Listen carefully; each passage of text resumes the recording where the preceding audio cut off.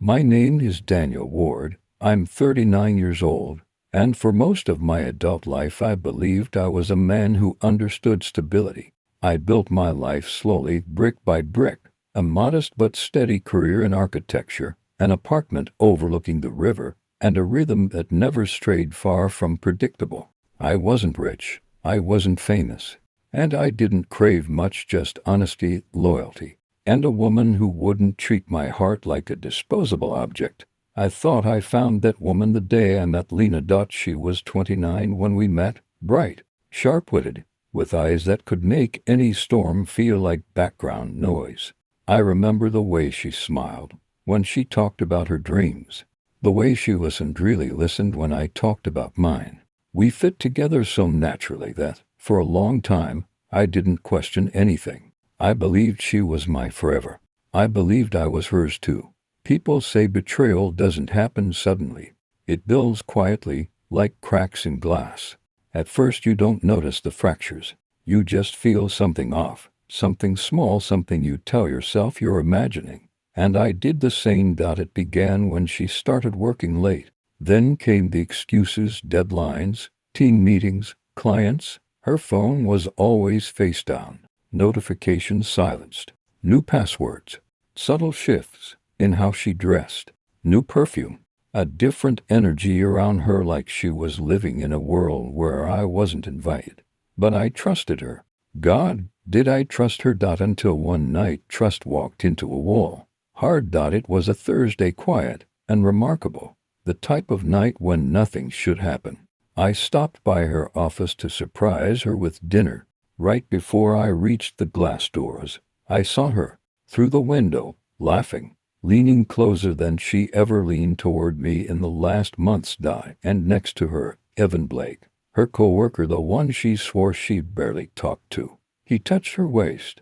She didn't move his hand. She kissed him first. The world didn't explode. It didn't shatter loudly. It just folded inward, like paper burning from the edges. I didn't storm in. I didn't yell. I didn't confront them. I just stood there and watched the truth answer every question I had been too afraid to ask. When I walked away from that office building, something in me died. But something else was born, to a cold, focused awareness, a clarity I had never felt.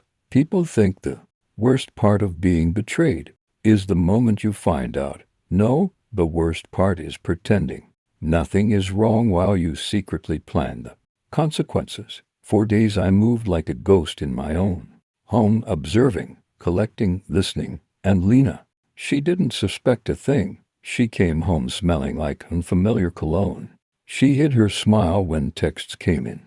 She touched me mechanically, as if out of obligation, not affection. Meanwhile, I documented everything: screenshots, emails, call logs, work schedules, camera footage from the building, and conversations she didn't know I overheard. I built a case not to confront her, but to dismantle the life she thought she controlled. You see, betrayal awakens a different version of a man, a colder version, a calculating one, a version who learns to smile while sharpening the blade behind his back. The night everything changed was the night she told me she wanted space. I nodded. I agreed. I even pretended understanding. But inside me, revenge was already forming, quietly, meticulously, with the precision of an architect. Because if she chose to destroy what we had, then I would make sure she watched her world collapse the same way she made mine collapse, silently at first, then all at once, and she had no idea what was coming. The hardest part wasn't pretending I didn't know. It was pretending I still cared enough to be fooled. Lena moved through our apartment like someone rehearsing a role she no longer remembered. She smiled at me, but her eyes drifted. She kissed me hello, but it felt like an afterthought. She talked about her day, but every story was hollow. And now that I knew the truth, every detail felt like a blade turning deeper. Sometimes she came home late, cheeks flushed, hair slightly messy, little signs she didn't notice but I did. She'd shower immediately, claiming she was sweaty from work. She'd check her phone every few minutes, waiting for messages she pretended weren't coming. But I didn't confront her.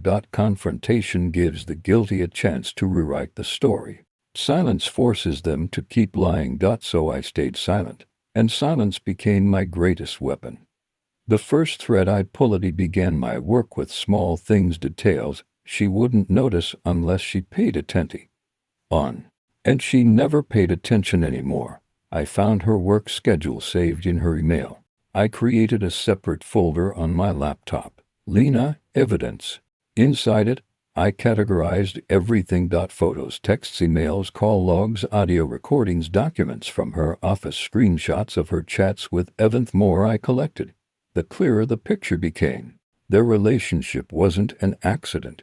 It was intentional. Planned, months in the making. Evan wasn't simply a fling. He was her escape, and I was the man she thought would quietly step aside. But that was her mistake, not realizing the quiet ones don't explode. They dismantle, and I was already deep in the architecture of her downfall. The plan takes form. Me started with Evan, not directly, not yet. A man like him wasn't afraid of me. He was afraid of consequences. So I studied him. His career depended on reputation. His firm was strict about internal relationships. HR had policies. Discretion was expected, but discretion wasn't his strength. I learned his patterns. What time he arrived, what time he left, who he talked to, who disliked him, who trusted him, and who would gladly watch him fall. Information is a currency. And soon, I was rich. The night I tested Heron evening, Lena came home late again. I was sitting at the dining table with 2 glasses of wine poured, pretending to work on a small project for a client. She froze when she saw me. "Oh, you're up." I couldn't sleep, I said calmly. "Thought we could have a drink together." She smiled, but her eyes flickered. Guilt has its own language. She sat across from me, sipping her wine a little too fast. "Long night?" I asked casually. "Very," she said. "Just meetings. So many meetings." She didn't even realize she'd already contradicted the story she told me yesterday about working independently for a few days. "Did you eat?" I asked. "Not really." A lie. Her lipstick was smudged. Her perfume wasn't the one she wore for me. And her blouse was buttoned slightly wrong.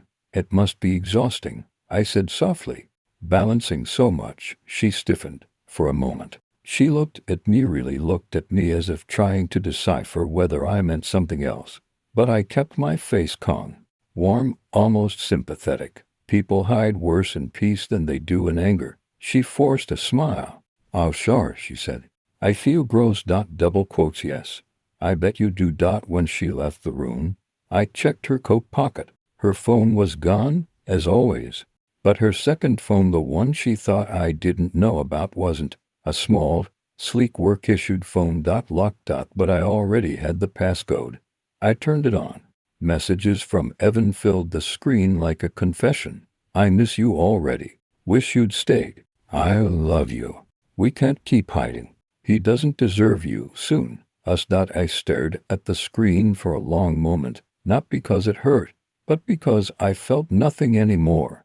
And that was infinitely more terrifying than pain. The first moveth. Next day I sent an anonymous email to the HR director, their firm. Polite, short, professional. Subject: inappropriate conduct by senior architect. Attachments: 27 screenshots, 11 photos, 3 audio recordings. No signature, no trace, no emotion.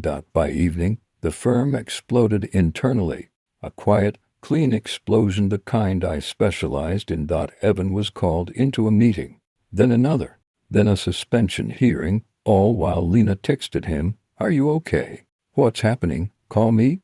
Please call me." He didn't. I watched her pace in the living room, her anxiety spiraling. She had no idea the storm she was trapped in was one I designed.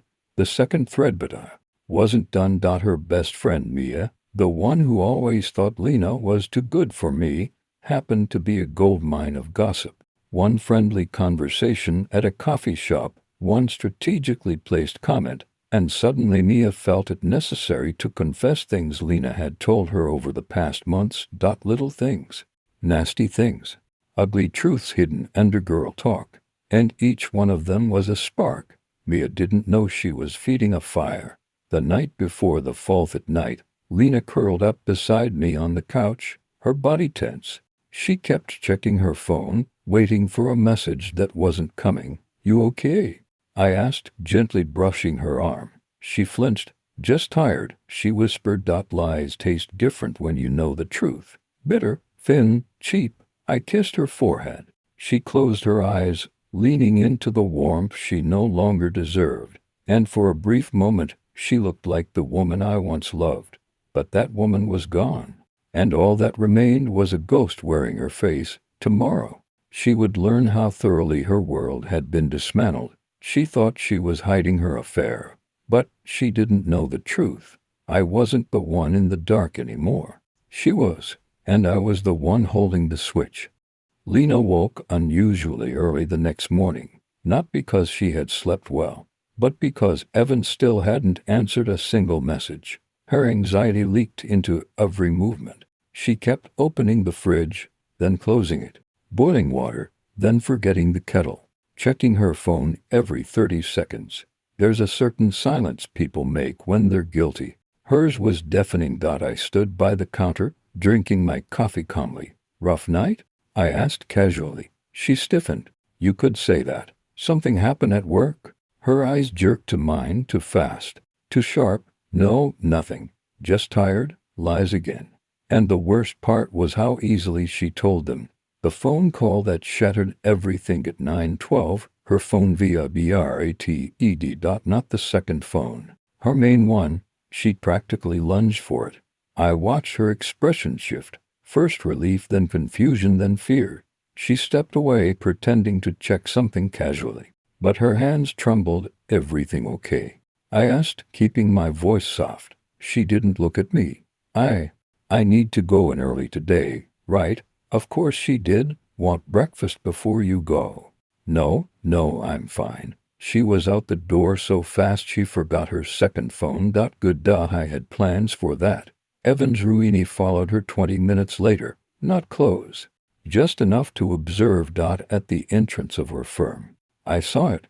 Evans standing with 2 supervisors, security beside them, a folder in one hand. He looked destroyed, red-eyed and shaven, spine bent under a weight he wasn't prepared for. Lena rushed toward him. Evan, what's happening?" He didn't even let her touch him. "They're suspending me," he snapped. "I'm under investigation." Lena, her face went pale. "What? Why, for what?" He looked at her like she was poison. "For you," he hissed. Her breath caught. I never." "Someone sent them everything." His voice cracked. "Everything, Lena? Photos? Messages? Voice notes? How stupid could you be?" People were watching, whispers spreading. "Phones out." Lena froze, realizing the entire office, her world, was witnessing her humiliation. Evan saw me in the distance. His eyes locked onto mine. For a single second, I saw clarity in his expression, an understanding of exactly who had orchestrated this. I didn't smile. I simply looked back with cold, steady silence. He paled. He knew. Everyone always underestimates the quiet one. Len's collapse. Lena ran after Evan as security escorted him inside. Evan, please, talk to me, please." He didn't turn around. A perfect ending to the chapter of their secret romance. Minutes later, Lena received a message. HR request. Mandatory meeting at 10 a.m. Subject, professional conduct concerns her. Hands were shaking so badly she nearly dropped the phone. I stood just far enough away that she wouldn't notice me watching. She pressed herself against a wall, breathing in quick, broken gasps. This wasn't the meltdown of an innocent woman. It was the meltdown of someone watching the consequences catch up. The call she never saw coming at 12:30. My phone rang. Lena. I answered gently. "Hey, love." I could hear she'd been crying. "Can we talk?" She whispered. "Of course. Is everything okay?" Long silence. "No," she finally breathed. "Something's happening at work. And I don't know why." "What do you mean?" "They think I'm involved in some inappropriate behavior." And Evan he won't talk to me. He's saying someone set us up. I let a soft, worried exhale slip out. That sounds serious. I said, what exactly are they accusing you of? Another pause. She was calculating, choosing what version of the truth she wanted to feed me. They think I was emotionally involved with him, she lied stiffly. But I swear to you I wasn't. None of it is true. There it was. The breaking point. I didn't respond immediately. Just a perfectly timed silence. Do you believe me? She begged. And for the first time in months. I smiled. Not that she could see it. I believe, I said softly, that the truth always comes out. Her breath caught. She recognized something in my tone, something that wasn't there before. Not anger, not sadness, not confusion. Control. And she suddenly realized I wasn't the one losing my world. She was. The evidence against her was only the beginning. When I hung up, I opened her second phone. Everything I needed was already backed up. I copied it all into a folder titled Phase 2 Personal Life. Her downfall at work was the first step. But Lena had built her entire identity on stability, respect, and image. So now it was time to dismantle her social circle, her friends, her reputation, brick by brick, slowly, quietly, precisely. The way she dismantled our marriage. Only difference, I wouldn't leave loose ends. Lena came home that evening looking like someone had scraped out her insides and left the shell behind. She didn't notice me sitting on the couch, didn't notice the lights off, didn't notice the silence. She just collapsed at the kitchen table and buried her face in her hands. I let the moment stretch. Her breathing was ragged, small, pathetic, shivers running through her. Then I spoke quietly. Rough day. She jerked upright like I'd fired a gun.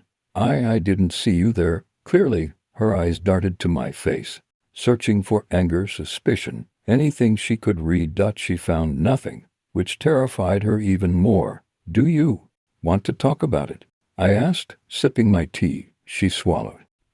Things are complicated at work because of Evan. She froze. I had never once spoken his name aloud to her, and she knew that. Why would you say that? She whispered. No reason. Just a guess. Her lip trembled. She wasn't ready to confess. Not yet. Let her simmer. The first friend turns. Lena went to shower, leaving her main phone plugged in on the table. Perfect. While the water ran, a message popped up from her friend Maya. Maya. Hey, are the rumors true? Please tell me you didn't actually sleep with your supervisor. People at your office are saying crazy things. Lena had good friends. Not for long. I typed. Lena, I don't want to talk about it over text. But yes, some of it is true. I messed up. Then, Lena, please don't tell anyone. I'm begging you. I pressed send. 10 seconds later. Maya, oh my God. Lena, why? Look, I'm here for you, but this is really bad. I don't know what to say. I locked the phone and put it exactly where it was. By the time Lena came out of the shower, hair dripping, eyes puffy, the damage had already begun. She saw the notification and stared at her phone like it was a weapon pointed at her chest. I watched her thumb hover, hesitate, then opened the chat. Her face drained of color. Is everything okay? I asked gently. She swallowed hard. Someone's spreading lies about me. I murmured. People can be cruel. She flinched at the softness in my voice. Because it wasn't sympathy. It was a scalpel. The dinner that broke her at night. I cooked. Her favorite, something warm, comforting. Exactly the kind of meal someone guilty feels they don't deserve. We ate mostly in silence, but I kept watching her. She pushed food on her plate, unable to swallow more than a few bites. Finally she whispered, do you think people can come back from really big mistakes? I tilted my head, pretending to think. Depends, I said casually.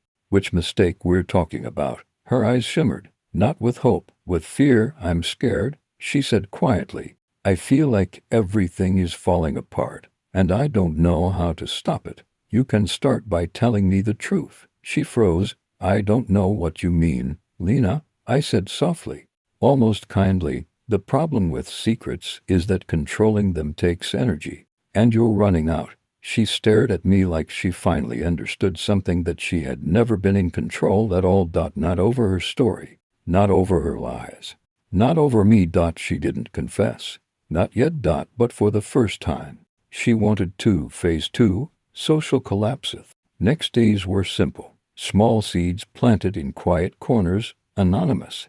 Screenshots sent to 2 of her closest friends, a subtle message to her sister hinting Lena was emotionally involved with a coworker, a forwarded email to her book club, accidentally from Lena's address, a rumor at her company that HR was preparing disciplinary action, every move designed to look like she was spiraling, every whisper amplifying the last. By the end of the week, Lena was checking her phone with shaking hands every hour, terrified of what would appear next. Perfect. Fear makes people sloppy. Guilt makes them predictable. And Lena, she was becoming both. The night she broke down on Friday at 11:47 p.m., she knocked softly on the bedroom door where I was reading. "Can I come in?" Of course. She sat on the edge of the bed, clutching her hands so tightly her knuckles turned white.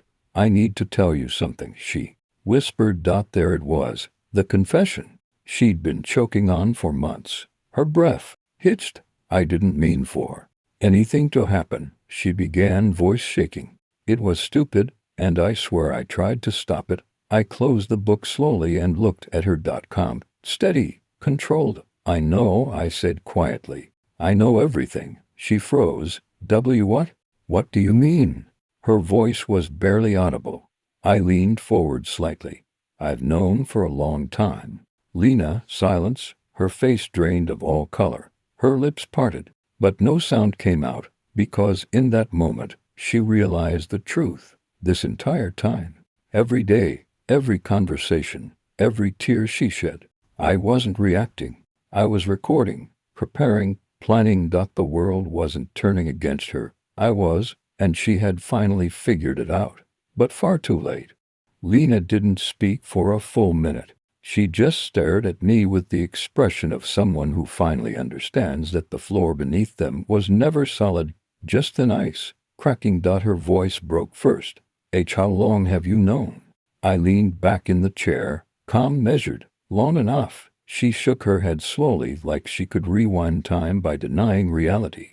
Please tell me you're not serious."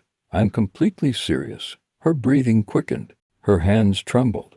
The last threads of her stability snapped one by one, silently. What did you do?" she whispered. The question was a surrender, and she knew the answer would hurt. The truth she was never supposed to hear. "Let's see," I said quietly, counting on my fingers. "Your friends don't trust you anymore. Your coworkers don't look at you the same. Your supervisor's relationship is on the brink of collapse. HR is investigating rumors you didn't start but absolutely earned. Even your sister thinks you're hiding something." Her eyes widened with every word. You did this." She gasped. "No," I corrected softly. "You did. I just stopped protecting you from the consequences." A tear rolled down her cheek. Then another. "Why?" she whispered. I raised an eyebrow. "Why?" I almost laughed. "Because you looked me in the eyes and lied every single day. Because you made me question my sanity. Because you turned our home into your stage and me into a fool." Her lips trembled. "I'm sorry," she choked out. "I'm so sorry." "No," I said sharply. "You're sorry you got caught." She collapsed into silent sobs, shoulders trembling, face buried in her hands. For a long moment, I just watched, not out of cruelty, out of truth. Sometimes people need to feel the weight of what they've done. Her full confession when she finally looked up. Mascara smeared, eyes broken. The remaining pieces of her pride were gone. "I love him," she said quietly. That line was a knife, but a necessary one. "He made me feel wanted," she continued, voice hollow. "I was stupid, weak. I wanted attention. I thought it didn't matter. I thought I could hide it forever." "And did he love you?" I asked. She swallowed hard. "No, he used me. And when I told him I wanted to stop, he didn't care." "So you kept going," I said. Because it was easier. She nodded slowly, shame pouring out of her like poison. I never wanted to lose you, she whispered. But you did, I replied. Her breath hitched. She understood. It was over. The final stage, closure or ruin. What happens now? She asked, voice barely audible. I looked at her for a long time, too long. She shifted uncomfortably under the silence. Then I spoke. Now, you rebuild your life from the pieces you shattered. Her eyes flickered with tiny, fragile hope. And us? She whispered. I shook my head. There is no us. Not anymore. Her face broke completely. You can stay here until you find another place, I added calmly. But we are done. And don't worry, I won't tell anyone else. Her eyes widened in confusion. You're not going to destroy me further. No, I said simply. I already did enough. The rest is yours to carry. The worst kind of punishment is not revenge. It's letting someone live with what they've done. The goodbye. That night, she slept on the couch, curled up like a child, quiet, small, defeated. And in the morning, when I woke up, she was gone. No note. No goodbye. Just silence. But I didn't need a goodbye. I had closure. Not the dramatic kind. Not the cinematic kind. The real kind. The kind where the person who hurt you finally understands the weight of their choices, and you finally understand the strength of letting go.